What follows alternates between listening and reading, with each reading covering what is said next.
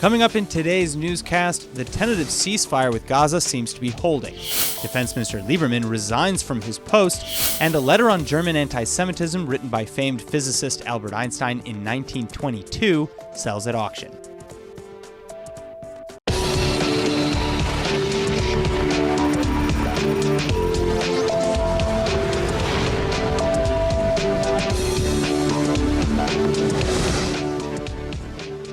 After over 460 rockets fell from Gaza into southern Israel in just 25 hours, Israeli officials and Gaza terror groups have come to a shaky yet holding ceasefire.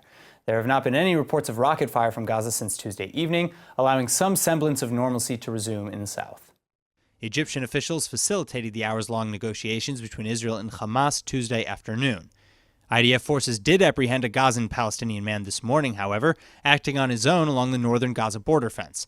The suspect reportedly threw a few grenades at the security barrier, which failed to detonate. Israeli soldiers shot and wounded the suspect before arresting him, at which point they also found a pair of bolt cutters and a knife on his person.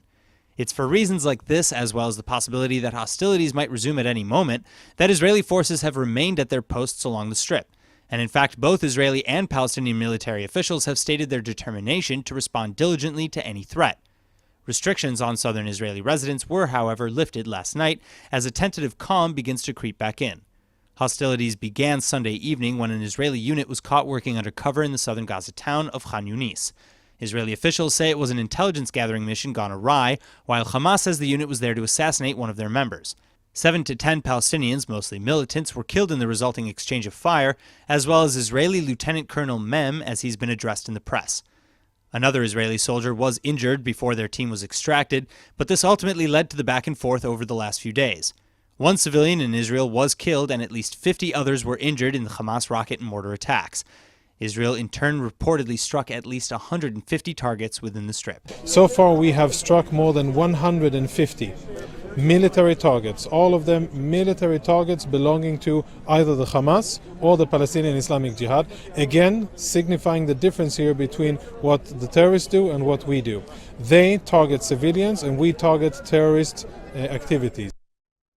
On a related note, following the 2 days of rocket fire in the south, many ministers, Knesset members, and civilians alike are today criticizing the Israeli government's willingness to end hostilities with the terror groups in Gaza. In fact, in protest against what he called a capitulation to terror, Defense Minister Avigdor Lieberman has today resigned from his post. Speaking to a specially convened press conference, Lieberman said the ceasefire made it so that he could no longer fulfill his role in the cabinet.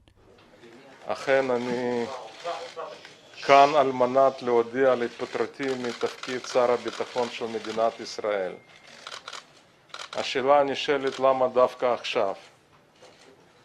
ומבחינתי מה שקרה אתמול, הפסקת אש אתמול, בשילוב עם כל התהליך ההסדרה מול חמאס, זה כניעה לטרור.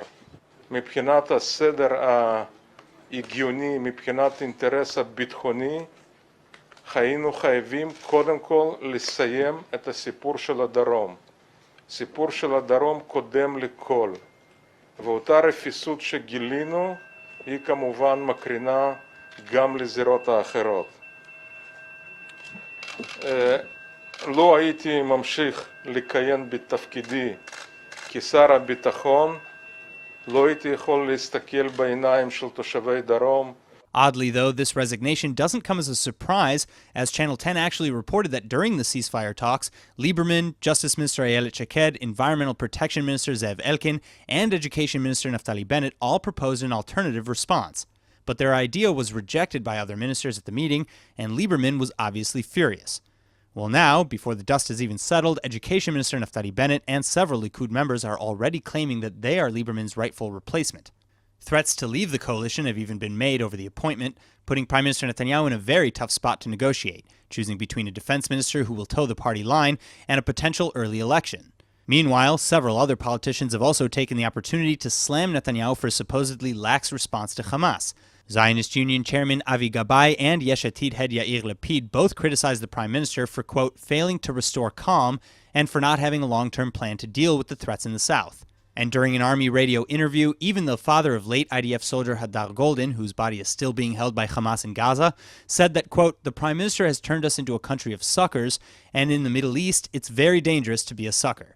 He added that the Prime Minister is knowingly endangering IDF soldiers and civilians because Hamas has not paid anything for its behavior in abducting a soldier. If they had signed a ceasefire agreement and demanded and received the soldiers, which the Prime Minister promised, the picture would have looked very different. We would not look like suckers, but the situation is getting worse from week to week, end quote. Joining us now is Naftali Ben-Simon, a journalist and member of the Likud party, with more on the resignation of Defense Minister Lieberman and the coalition crisis his absence may cause. Naftali, thank you so much for coming back in today. Good evening. All right, so first of all, what are your initial reactions to Lieberman's resignation? Why do you think he did it, and who do you think is the real beneficiary of this resignation?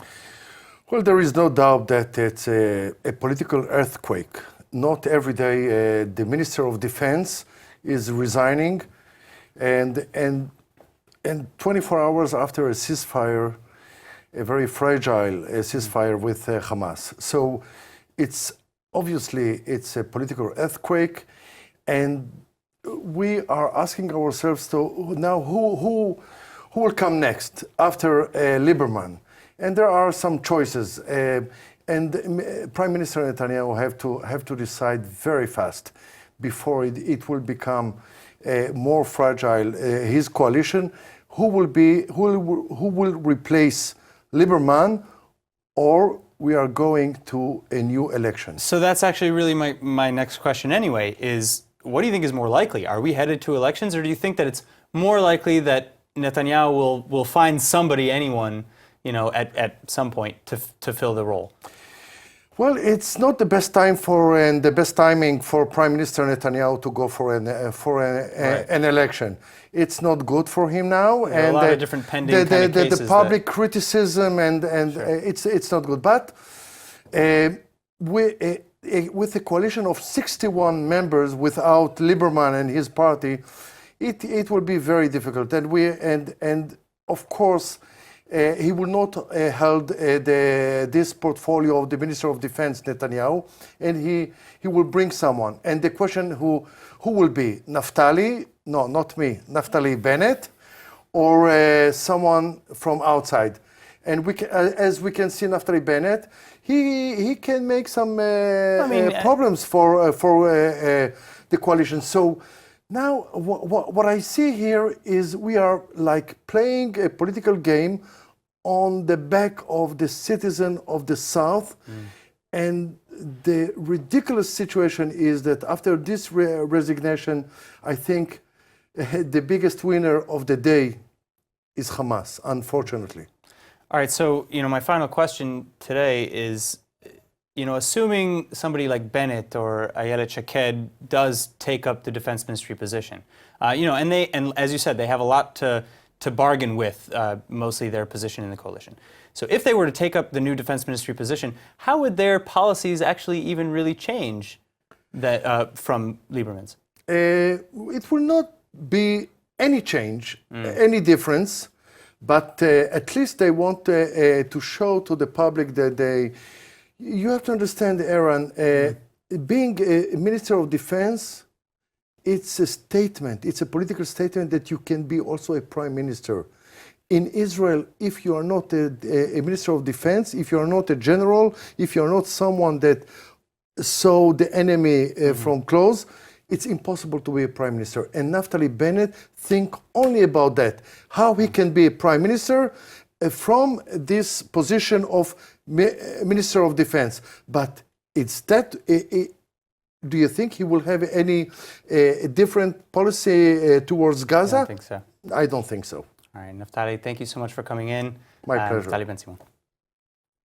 Returning now to Israel's south, 41-year-old Lieutenant Colonel Mem was laid to rest yesterday, leaving behind a wife and 2 children. But Lieutenant Colonel Mem wasn't the only victim of Hamas's indiscriminate attacks. A Palestinian husband and father of 6 from Khalkhul, just north of Hebron in the West Bank, was also killed in Ashkelon when a rocket landed on the apartment building that he was in. He was identified later as 48-year-old building contractor Mahmoud Abu Azba, and 8 others were also injured in that same shelling, 2 critically.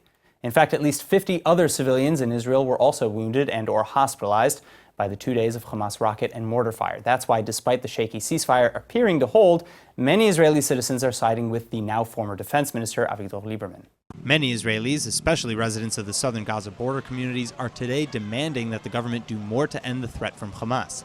Right after information of a ceasefire was released, protesters in the south headed to the streets to burn tires and block roads to express their frustration with the government. Demonstrators chanted that they don't want to live a life under terror anymore. They intend to protest and block streets in Tel Aviv today as well. Rather than wait through a ceasefire they have no hope in, southern Israelis like Reut Basis from Sderot say, quote, "It's better to suffer in the safe rooms and once and for all put an end to all of this," end quote. Because she knows that, quote, "A month from now it will be the same thing again. Another few days and again there will be missiles and nothing will have changed. It's unreasonable that this is how our lives look," end quote. Miri, another resident from Sderot, similarly stated that she thinks Israel is shooting itself in the foot, explaining that, quote, "We have been at war for 17 years. Our children are soldiers, they have PTSD. We are no longer willing to let them fool us. We do not believe neither in the government nor its leader." כולם היו רוצים הפסקת אש, אבל רוצים להחזיר את כוח ההרתעה לצה"ל. נמאס לנו שכל חודש יש לנו פה עוד טרור ועוד קסאמים ועוד הפוגה. כנראה שהממשלה שלנו איבדה את כוח ההרתעה. כנראה שהם לא מבינים מה קורה. Meanwhile, the United Nations Security Council met behind closed doors yesterday to discuss the conflict for themselves. The council meeting was initiated by the request of Kuwait, Bolivia, and the PA's UN envoy. Permanent UN observer Riyad Mansour condemned, quote, "Israel's aggression," end quote, for starting the violence.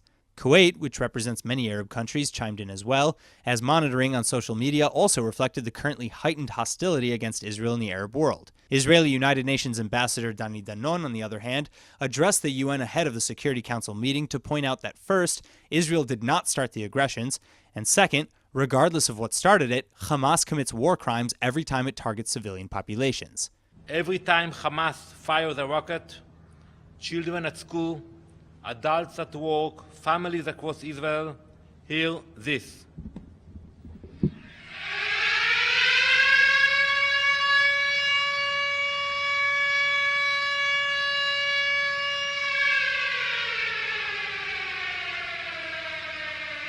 We take actions to protect our people. And when you know that someone is digging a tunnel, or someone is planning an attack, or a kidnap attack, you take protective actions. We will continue to take those actions, no matter where it will take place, in order to prevent future assaults on our people. France and the United States also came out against Hamas's actions in the strongest possible terms, saying it's unacceptable under any circumstances to intentionally terrorize non-combative communities. France condemns in the strongest terms the rocket launches from Hamas against civilian targets on the Israeli territory.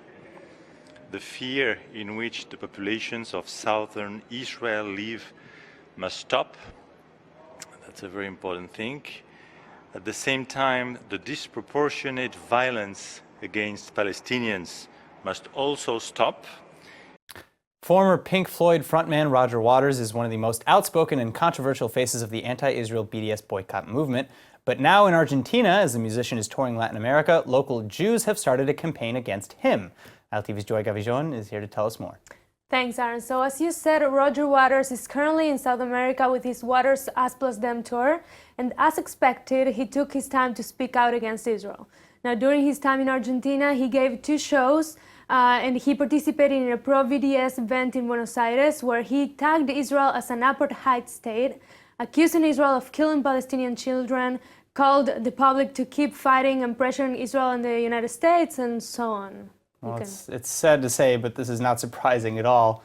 We've reported on Waters and his anti-Israel activism many times. So then what happened now exactly with the Jewish community in Argentina? You know, I saw some headlines saying something about their campaign.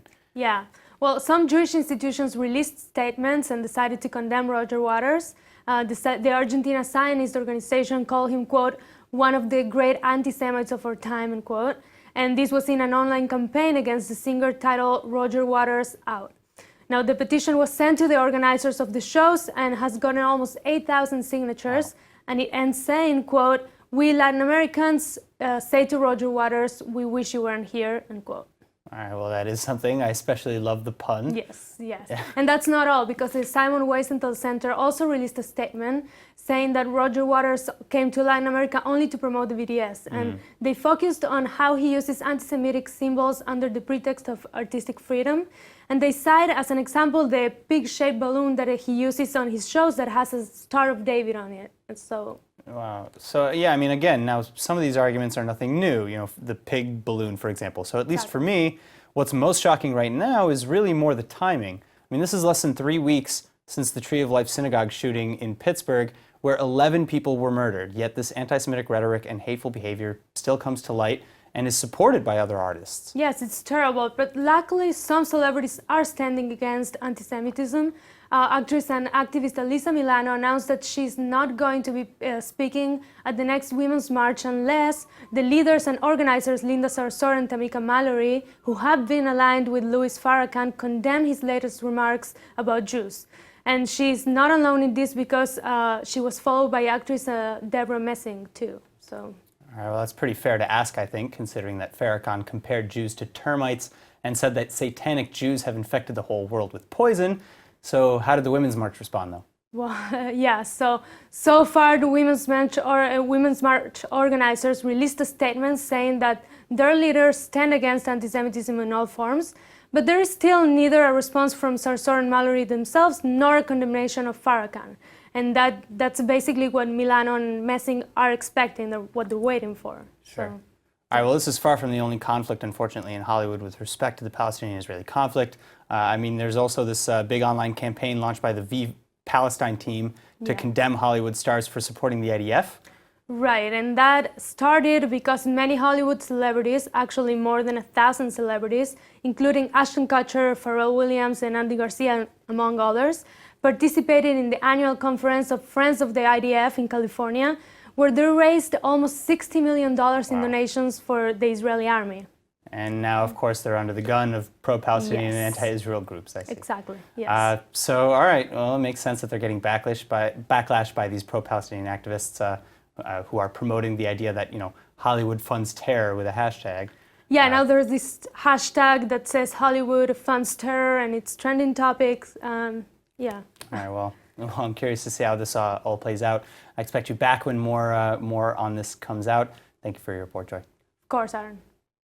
Speaking of anti-Semitism, a letter written in 1922 by a then 43-year-old Albert Einstein has just sold at auction for a sizable $39,000.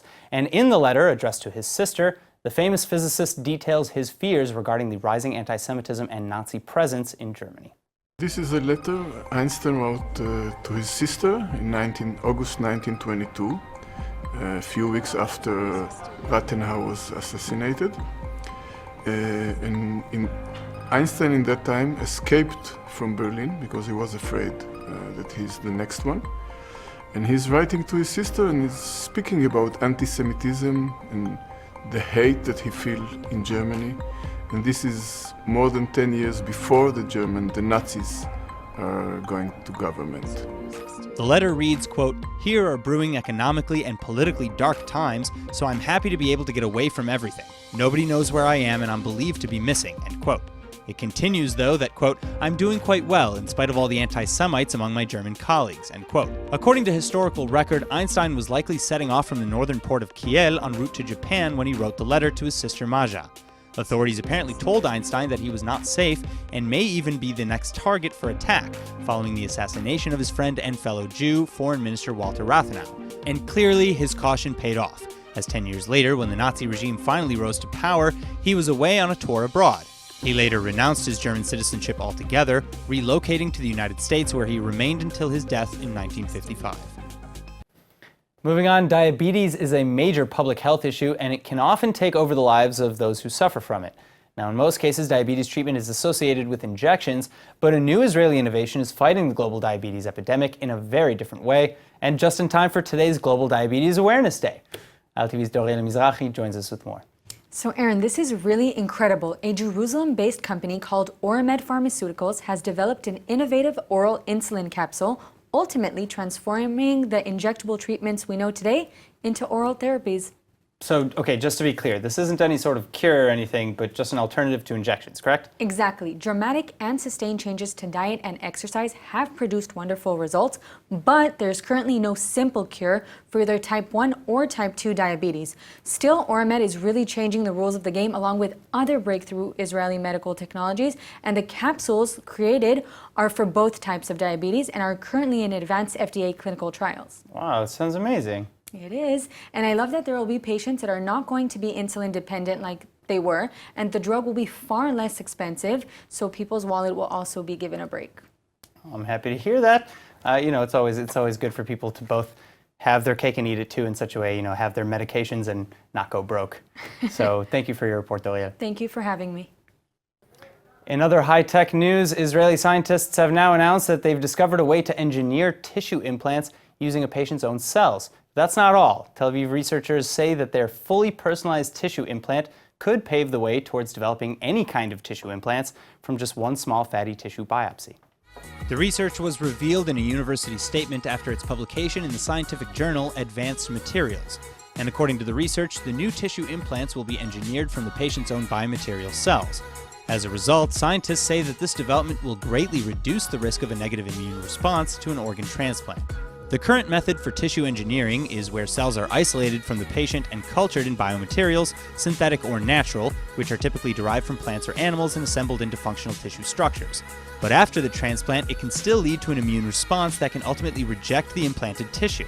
And just to deal with this risk, patients who are recipients of these engineered tissues are often treated with immunosuppressants, which can endanger the patient's health. So this breakthrough will greatly reduce this risk as well. Finally, as if this wasn't enough, at a later stage, the researchers are planning to regenerate organs, including intestines and eyes, again using the patient's own materials and cells as a base. It's safe to say that anything and everything that the Facebook CEO and co-founder Mark Zuckerberg does on his social media platform does not go unnoticed. And his recent joining of the popular Facebook group Secret Tel Aviv has definitely turned some heads as well now. ILTV's Emmanuel Kadosh has the details. Thanks, Aaron. Well, like you said, it's pretty hard to go unnoticed when A, you started this genius social media platform that has completely changed the world, which we know is Facebook, and B, he has close to 200 million followers on Facebook. Nothing he does won't get some sort of attention. Even just posting a picture of his wife got over 80,000 likes. Wow. And then, of course, C, if you know anything about Secret Tel Aviv, it's the community. The community is on point with everything that happens. So when Mark decided to join, the online community went nuts. One person posted a photo that he had joined Secret Tel Aviv, and it got hundreds of comments and thousands of likes, making everyone question if he's planning on visiting or moving to the Holy Land.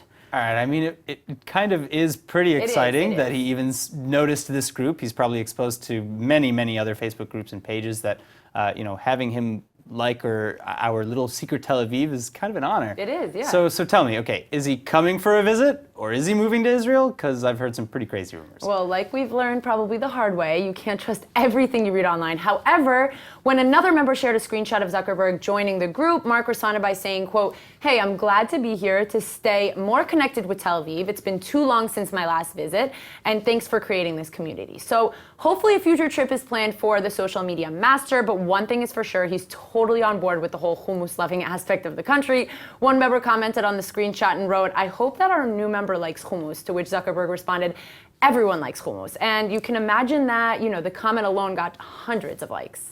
All right, I can't imagine, but it's still kind of boggling. Yeah. But it's nice to know that he appreciates the group, and we all know the founder of Secret Tel Aviv, Johnny Stark, and so I'm sure he's very excited about this too. So welcome, Mark Zuckerberg, to Secret Tel Aviv, to our family, and thanks, Emmanuel, for the update. You're welcome. And now for our Hebrew word of the day, Defense Minister Avigdor Lieberman resigned from his position today, so today's word is להתפטר, meaning to quit or resign. Now, you may not agree with Lieberman's reasoning or logic, but you gotta have respect for someone who's willing to resign or להתפטר over what he or she believes. Just don't confuse להתפטר, meaning to resign, with לפטר, meaning to fire someone. Sure, they share the same root and they sound very similar, but their implications are quite different, as you may have gathered. Now let's go ahead and take a look at the weather forecast. Tonight should be partly cloudy and with a chance of showers and a low of around 61 or 16 degrees Celsius. Then tomorrow you can expect little to no changes in the weather and a high of about 72 or 22 degrees Celsius. All right, that's it for today's news. Today's exchange rate is 3.69 shekels to the American dollar. Remember to sign up for our daily newsletter at iltv.tv, and don't forget to follow us on Facebook at Israel English News and on Twitter at ILTV News. I'm Aaron Porras. Thank you for watching.